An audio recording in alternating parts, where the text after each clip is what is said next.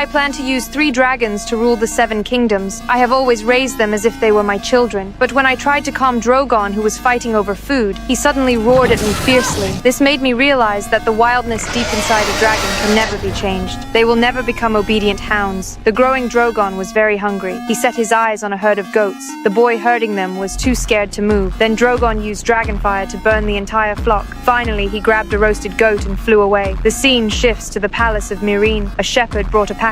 Inside were the charred remains of the goats. I had no choice but to promise 4 times the compensation to the shepherd. Only then was he satisfied and left. Then another man came in holding a package. When he opened it, the entire palace turned cold, because inside was the burned body of a child, and it must have been my dragon who did this. This girl should have been playing happily, but now she had met her end. To prevent more innocent deaths, I made a painful decision. I brought Rhaegal and Viserion into a prison. It was cold and damp, with thick iron chains. I tearfully placed the shackles on their necks, but when I turned to leave, they let out confused cries. I did not stop walking. The 2 dragons understood my intention. They kept wailing, but I had no other choice. One day I stood on the balcony of the palace and suddenly discovered Drogon had returned. I joyfully tried to touch him, but Drogon only glanced at me, then turned and flew away. This made me feel very sad. That day I was attacked by rebels in Meereen. They wore golden masks and called themselves Sons of the Harpy. Jorah and Daario tried desperately to protect me, but there were too many enemies. I slowly closed my eyes and accepted death, but suddenly a dragon's roar came from behind. Everyone was drawn to the sound. It was Drogon who had returned. This made me extremely happy. He breathed fire and burned the assassins. Soon all nearby attackers were dead, but a spear from the distance wounded Drogon. I immediately helped pull the spear out. The pain made Drogon roar at me, but I stood fearlessly in front of him. Drogon was moved by my courage, so I rode on his back for the first time. Vla.